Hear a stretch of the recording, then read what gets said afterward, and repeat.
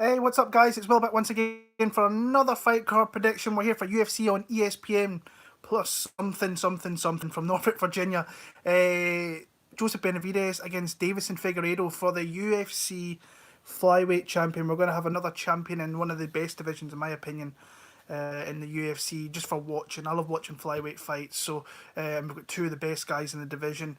I think a legend in Joseph Benavidez, and you've got a young bull coming through in Figueiredo, who is just one of the best guys in the division to watch. Powerful, strong, aggressive, bullying type.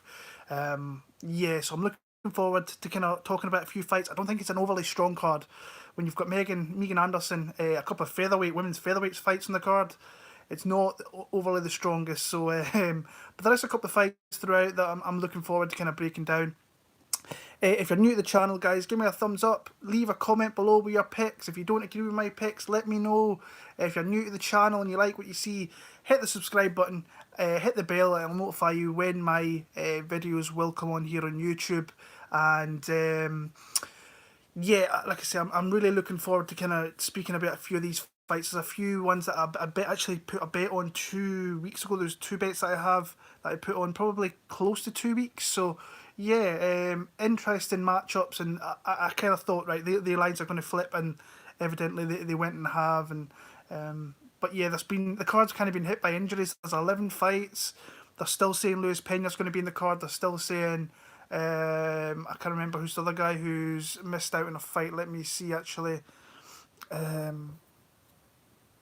Giga Chikadze, Mike Davis fell out of that one. So yeah, looking forward to speaking about a few fights here. And we're going to start off, I'm just going by like what I see on Wikipedia here.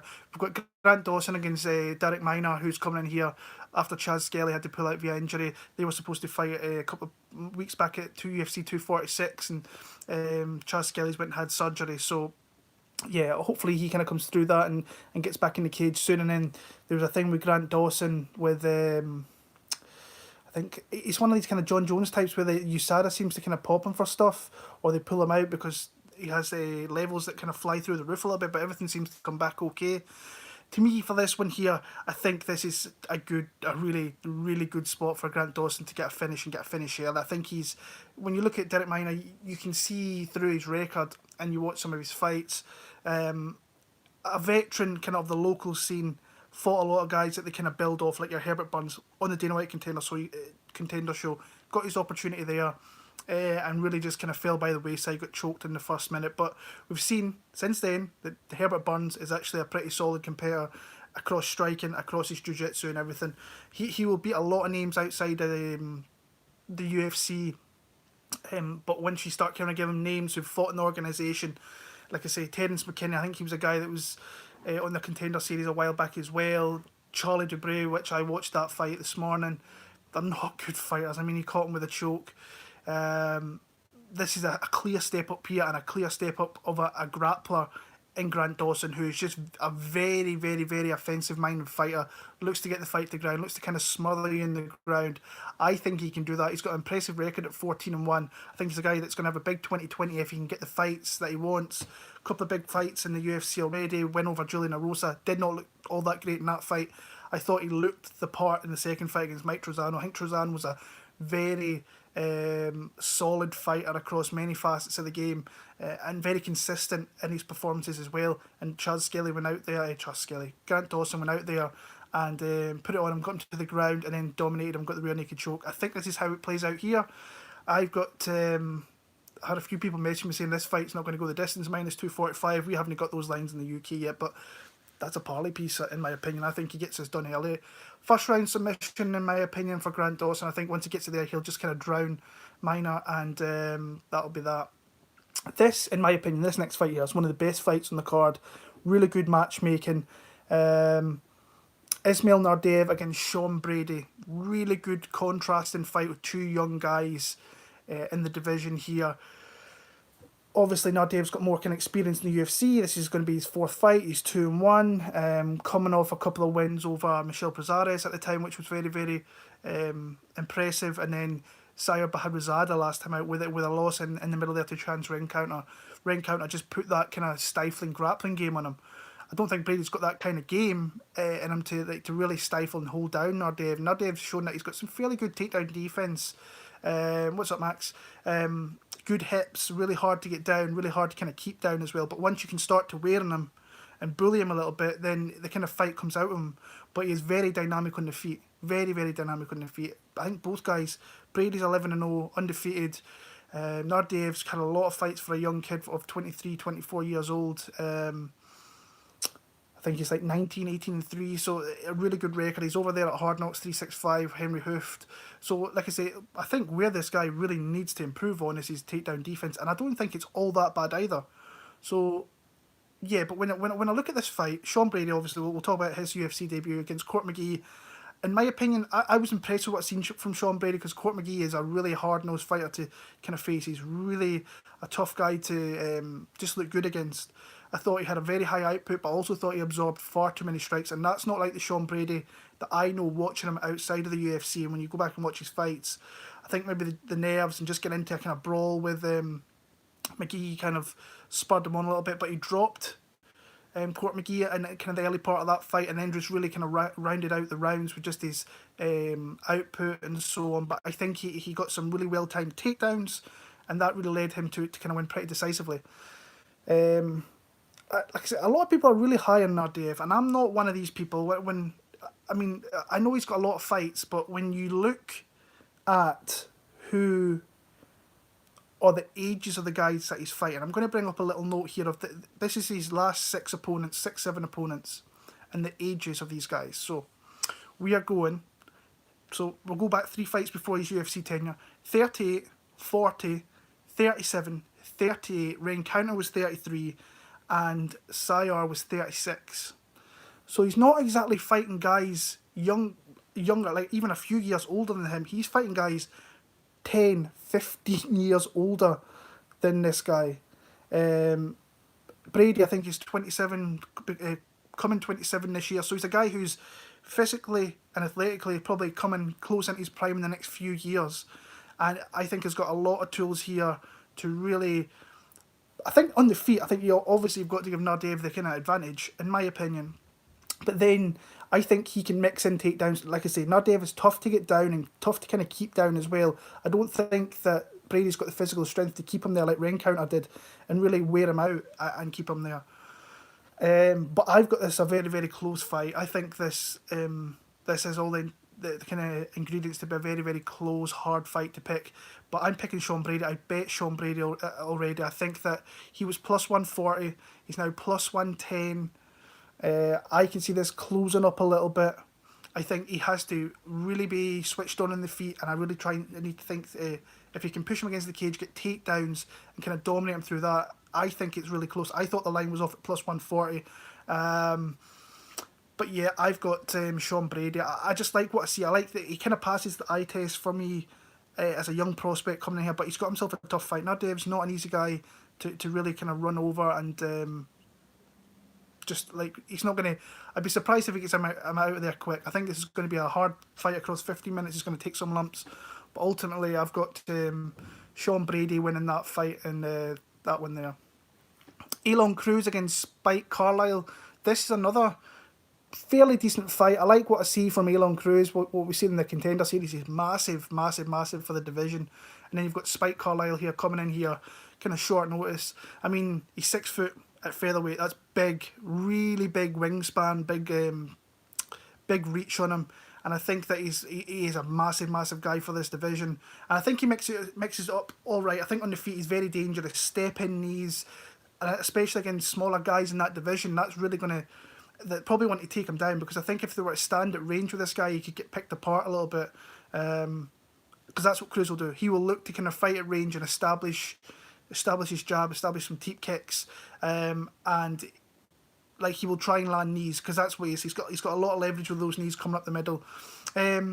Carlyle, smaller, obviously 5'7", pretty stocky dude. I think from what I've seen, he's kind of... I don't know whether it's a judo background, but he's a guy that likes to get the fight on the ground. I think his jiu-jitsu is actually really, really good from what I've seen. I don't think his striking on the feet is all that great. I think he's a little bit flat-footed. I think he can get picked apart a little bit, but he's a very kind of dogged competitor.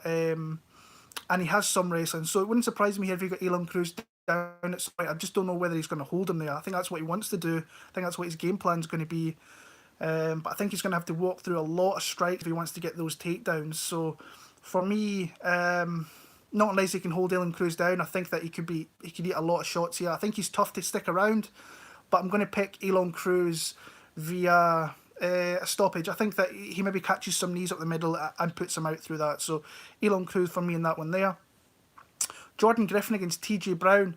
This one to me is a tough one to really pick between, because two guys I'm not super confident in. I watched TJ Brown this morning and I was like, he gives up a lot of space, he gets hit a lot, he is very dogged, he will look to get the fight to the ground once he tries to get the rear naked choke, and that's kind of one of his go-to moves. I thought that Dylan Lockhart in the Dana White Contender Series fight was really putting it on him spots in that fight, but ultimately and he lost the point for a knee and a downed opponent in that one, I remember as well.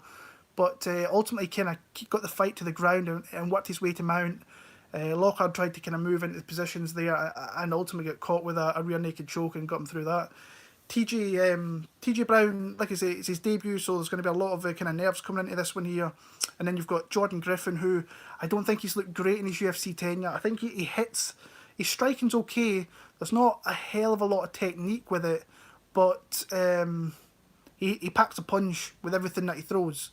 I think he's had a hard couple of fights as well coming into the UFC with I like his nickname, the Native Psycho. I've always something that I've really liked. Chaz Skelly and Danny Yee are really, really tough guys to come in at UFC debuts here. And he's not looked out of place. He's just looked a little bit... I think those guys are just really tough fights to kind of... You get certain fights in the UFC, you get matched up with certain guys. He's got tough ones. Skelly, both veterans. Both guys are on the rise. Ige's probably right in that top 15 mix now. Like I say, throws a lot of heat with his strikes. TJ Brown, I think, is really open to taking a lot of strikes. I think if I'm TJ Brown, I want to take the fight to the ground. That's what Ige did. Ige used really good superior boxing skills, mixed that in with his takedowns, and advanced position, I want to say 5 or 6 times in that fight, and really moved into dominant positions and never let Griffin on the feet where he was at his most dangerous. I like Griffin in this one. I think that ultimately, I think he can get through. He comes from the southpaw, stands out, a ruthless sport, throws a lot of heat. I think, like I say, it wouldn't surprise me if TJ Brown took this fight to the ground and kind of kept it there for large parts. If he was to get the back and so on, I think that he could possibly get the finish. But for me, I would rather go with the experience, a little bit more kind of UFC experience of Jordan Griffin. But like I say, I'm not super confident in that one at all. Like I say, Luis Pena was supposed to be next. Hopefully they add these 2 more fights to this card, because I think this card needs it. I don't think it's a strong card anyway, but a couple extra fights would be nice. But yeah, Marcin Tybura against Sergey Spivak. I don't rate Spivak all that much. Tybura, to me, looks like he's seriously going downhill in the last 5 or 6 fights. He is a guy that I've watched for years, and he just looks like he's starting to tail off, and that's like 34. He's still relatively young for the heavyweight kind of career. You can say 4 losses in his last 5, with his only win over Stefan Struve, who retired then came back, but losses to Derek Lewis, where he had spots where he got takedowns in that one, just couldn't keep Derek Lewis down. That's a Derek Lewis type of thing, though. He can explode at any moment, get back to his feet, use that heavy power, knock you down. For Beats of Verdum, that was a main event fight there where he was just outclassed predominantly in that entire fight. But I think his striking's okay, but once he starts to fade, he is wide open. I mean, you've seen that in the Shamil Abdurakhimov fight, the Augusto Sakai fight. That was in the first round. He was wide open, caught a massive shot there, and went down. And Sakai and Abdurakhimov all look good against a lot of kind of middling heavyweights. Sakai's a guy who's on the rise, got most of his wins by knockouts, and so the chin is starting to maybe deteriorate if you can catch Tybura with the right shot. Spivak, he doesn't want to strike. He's a grappler by trade. You've seen that in the Tuivasa fight. He didn't want anything on the feet.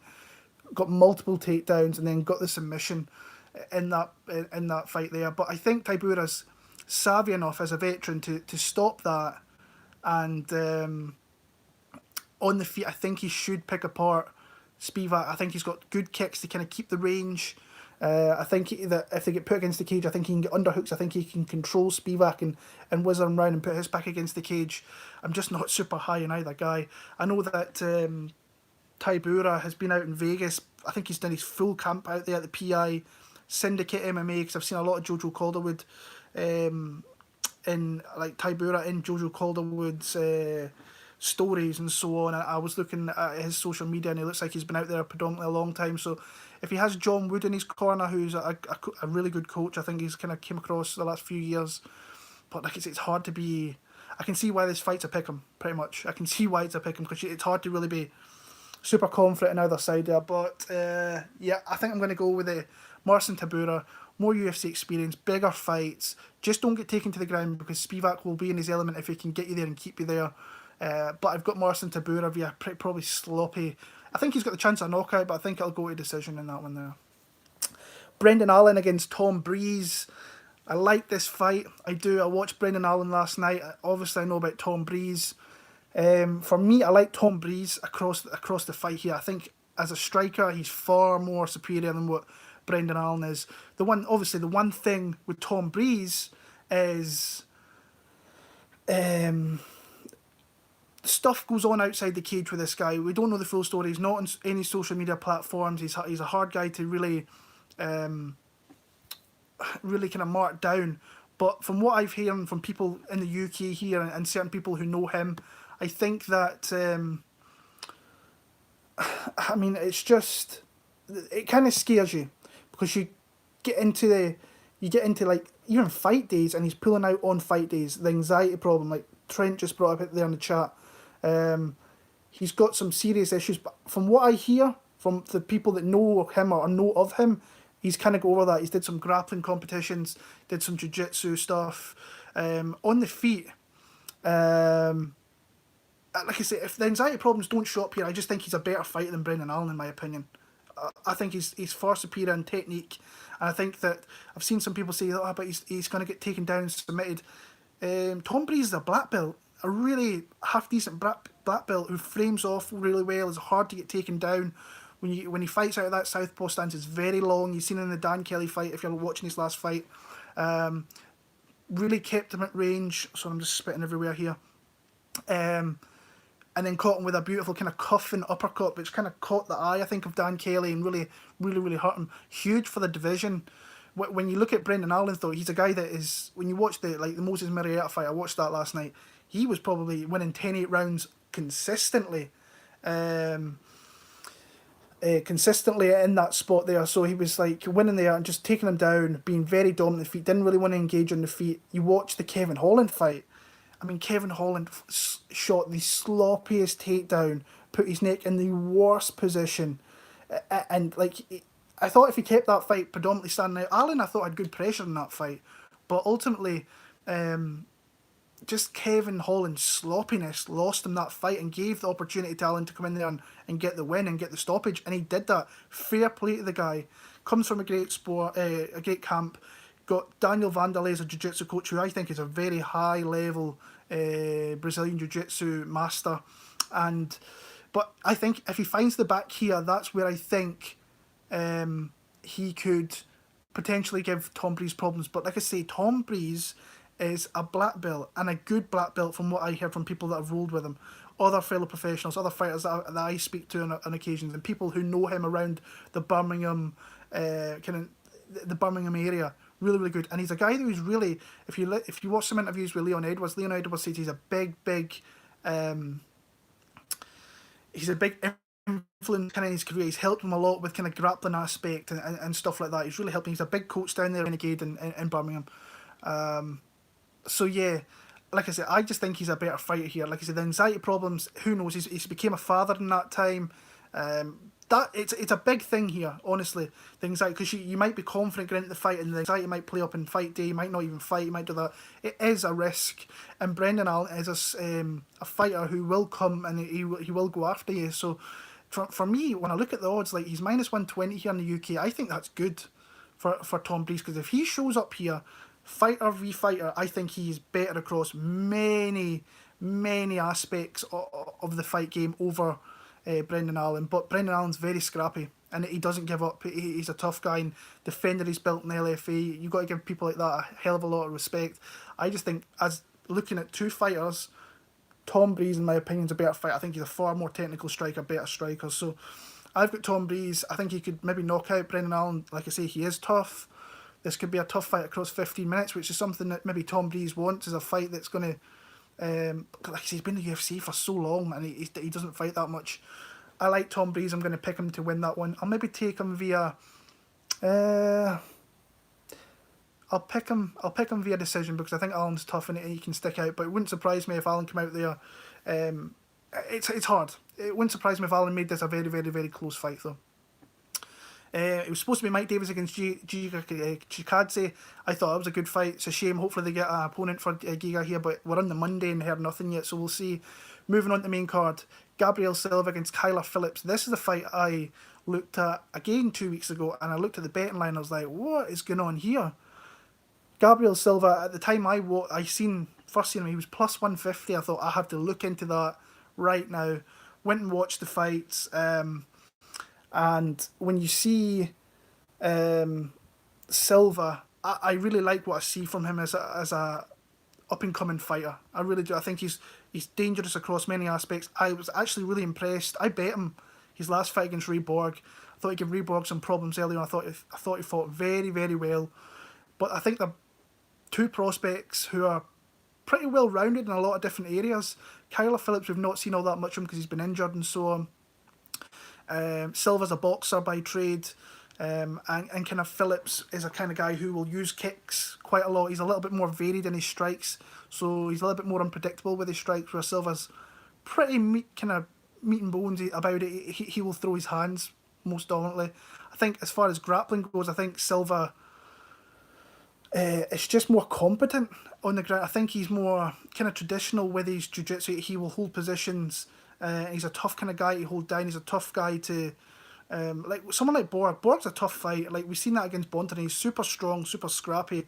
And once he gets his hands in, he's hard to get off you. Kayla Phillips is not that type of guy that's going to do that. So I think on the feet, it's going to be relatively close. But I give the edge to Silva. And then... what's up, Clint? When it goes to ground, I think Gabriel Silva's just better overall than what Kayla Phillips, and he got bet down from plus 140. That's what I bet him at, plus 140. He's now minus 120. So yeah, I think, I mean, Phillips, I think he's a brown belt, so he is decent and he will threaten with a lot of submissions. It's hard to really be super confident with him getting anything against Silva here, but at any time, I think that he could try and get Kimura's move, try to scramble back to his feet, but I think that Silva's just more dominant with his top position and everything else. So when you look at like the him not being out, him not fighting all too much, the two guys kind of looking at each other as fighters, I think Silva's just better. I really do. So I've got Gabriel Silva. I think he could maybe stop Kayla Phillips, but again, I'm going to pick him via decision. But that's a good fight. That's a fight I'm looking forward to, obviously. I've got money on the line with Gabriel Silva, a fairly sizable underdog as well, so I like that. But I've got him to win the fight there. Megan Anderson against Norma Dumont. What else can you say? It's like, I cannot believe... Felicia Spencer, I can see why they put her in the spot, considering she's coming off the Cyborg fight, but like, this is a main card that's not good, all that good at all. When I watched Norma, I watched 3 of her 4 professional fights, I watched some jiu-jitsu.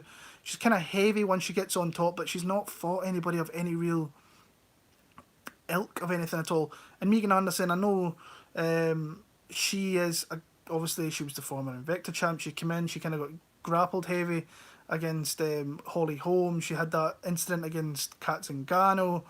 Then she fought that Fernando Santos, who is just whack. Like, that fight was just...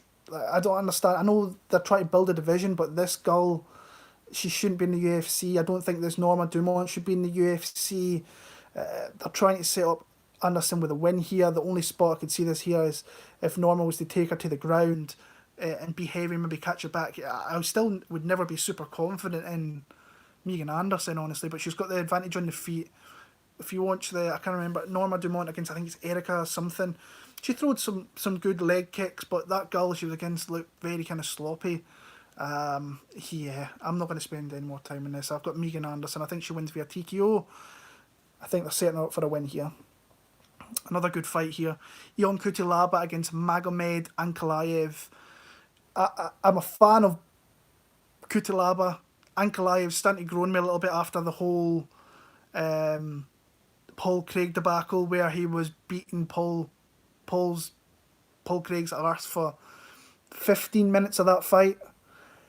But then absolutely went out there and got submitted in that last minute. So it's kind of crazy. But since then, I think we've really seen that this guy is a very dangerous and well-skilled fighter moving on in this division. So he went out there, KO'd Prachnio. Prachnio's not really a UFC kind of caliber fighter. Showed that. Clayton Abreu, I think, is dangerous in spots.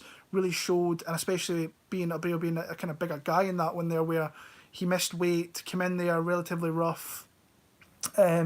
But Ankalaev just showed he is a really good, well-rounded fighter, in my opinion. That's what I like to see from kind of Ankalaev, who is, like I say, just looking at some of his stats here and some of the things that I've kind of noted down. He's patient with his striking. He will not rush positions. He will look for his spots, look for his takedowns. He just doesn't rush anything. Very patient. And even in the Dalcha fight, that's a guy you've got to be super careful against for any point in the fight, because Dalcha's one of these big, explosive, athletic freaks that he can catch you with something you don't expect. But he just popped his jab out there, really outstruck him.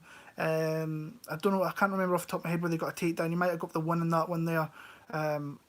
But he's really starting to impress me with even in the, like I said, the Paul Craig fight, he was completely dominating that fight. He just got caught in that spot, and it is a hard thing to get out of your memory. There is that kind of spot where he gets subbed with that second to go, and he gets caught in that in the last 10 seconds, and he thought he could ride that out. So when you look at Cutelaba, the guy's just a berserker. Absolute berserker. He's one of these guys that will win lots of fights, look impressive in doing so, and he'll lose fights that, like, I bet him against Glover.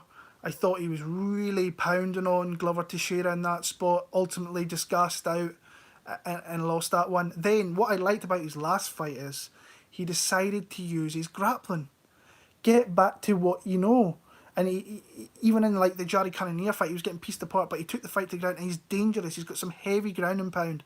Like I say, the one thing that really does worry me is just his gas tank against Ankalaev.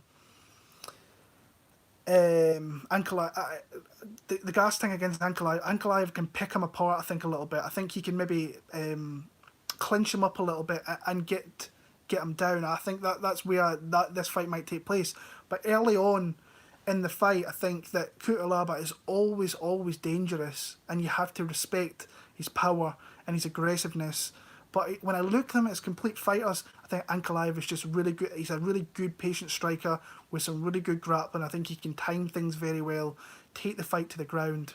And I think he could probably submit this guy late on, but I wouldn't write off Cutelaba. I know there's people very high in him that have bet him this week. I want to say he's plus 200 plus underdog. So if you think that Cutelaba wins, he absolutely could come out here and knock the block off Ankalaev in the first round. I'm not going to be betting Magomed Ankalaev over minus 200.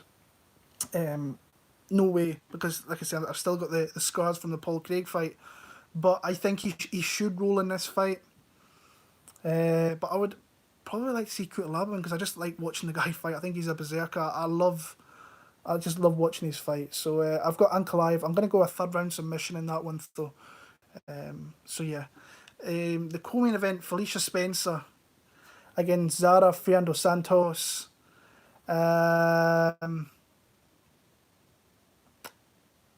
Felicia Spencer, first round submission probably. I mean, I give the girl a lot of credit for what she did against Cyborg, because she got rushed into that position. She wasn't ready, but she fought with a lot of heart, a lot of spirit, and that's something you kind of take away from the girl. And she's still a young fighter in her career. I mean, she's 7-1. Came in against Megan Anderson, took her down, got her back. That's what she can do. Like I say, in the Cyborg fight, she was getting completely pieced up. Couldn't really get the spot where she needed to get the fight to, was to the ground to maybe get Cyborg, but Cyborg's a black belt as well. I don't know why I'm talking so much about this fight. Zarah does not really deserve to kind of be in the UFC, and I don't think she will be after this fight. I've got Felicia Spencer. I think she will take her down. I think she will easily find a way at the back, and she will submit this girl. If Megan Anderson is catching this girl in the submission, Felicia Spencer should really catch this girl a lot quicker than what it is. So, good positional kind of jiu-jitsu girl. She will. I'll be surprised if this goes out the first round. I'm going to pick Felicia Spencer. And the main event of the night, the beefcake, Joseph Benavidez against Deiveson Figueiredo. This is a good fight. Two guys I really like watching. I've been a big fan for Joseph Benavidez for a long time. I think he is a legend, actually. I think he's one of the legends of the sport. When I remember going back in the day and watching the WEC, this guy is legit one of the best kind of guys, I think. I like the way he fights. I really do. I thought the only time he's looked really kind of sloppy was the Petts fight after he came back after the injury. But there is obviously some red flags with him a little bit, because I still, when I watch his fights, the way he kind of steps into shots, he's head first, and you can't really do that against someone like Deiveson Figueiredo, who's got massive power. And I don't know if you guys seen the thing at the weekend. Did you see they were doing a vignette and you had Joseph Benavidez talking about this picture, and then you had Deiveson Figueiredo. I think it was I want to say it was a water buffalo or a water bull or something. And he's just holding these horns, and then he's got his kid on this bull, just riding this bull. But yeah, I've been super impressed with what I've seen from Joseph Benavidez since that Pettis loss. There was obviously the Perez fight. He kind of got dinged up a little bit early on in that fight, and then there was obviously the clash of heads, and got to the ground there, and Evil Levine completely ballsed up that fight. That fight should have been stopped. Gave Perez the opportunity to come back into that fight. Benavidez kind of kept on plugging away. He had the single leg, just kept on hitting him. There's maybe a couple of shots hit the back of the head, but that's what it is there. So Ortiz is always scrappy, and he's a tough guy to fight. It's a guy that in my opinion, should still be in the UFC. I have no idea why the UFC got rid of Dustin Ortiz, because I still think he could beat a lot of guys in that one. He got takedowns. He gets very quick reactionary takedowns. That's what I like from Joseph Benavidez. And when you watch the Formiga fight, Formiga used the aggressiveness of Deiveson coming forward to really get some well-rounded takedowns, or well-timed takedowns. And this is where I think that Joseph Benavidez... Now, I don't think he holds him there. I really don't.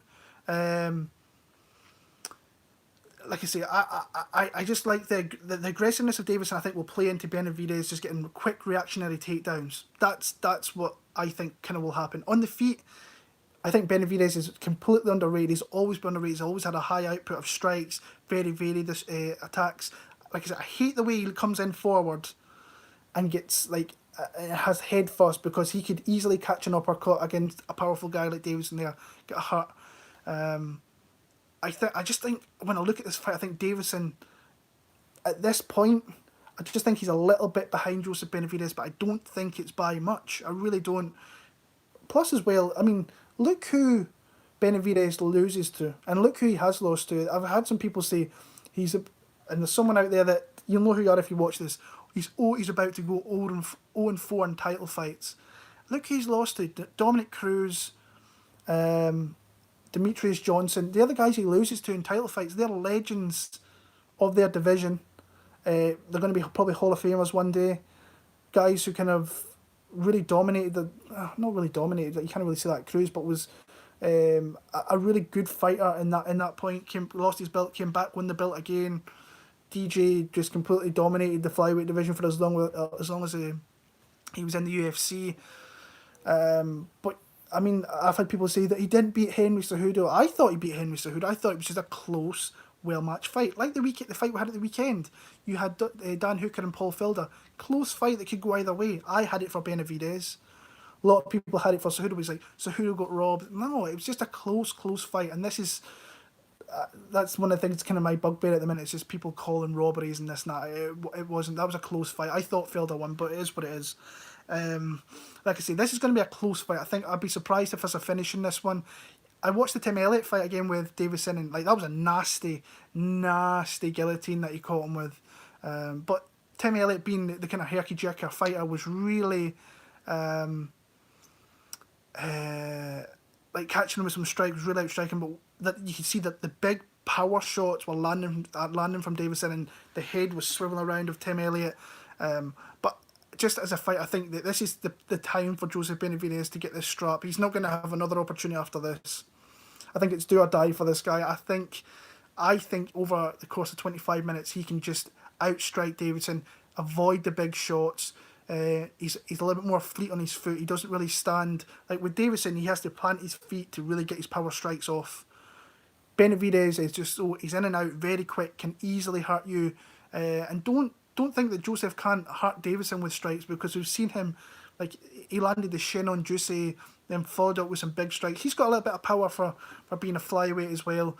I'm kind of a little bit worried about Benavidez. He's got a lot of scar tissue over his kind of eyes and around his face, that if Deiveson could really ping him up and really catch him with something, could maybe hurt him there. But yeah, I'm going to go Joseph Benavidez just to be more active in the rounds, get more. I think he will get some takedowns in the fight. I don't think he keeps Deiveson there, but over the course of 25 minutes, I just think he does enough. Maybe wins a 49-46 decision.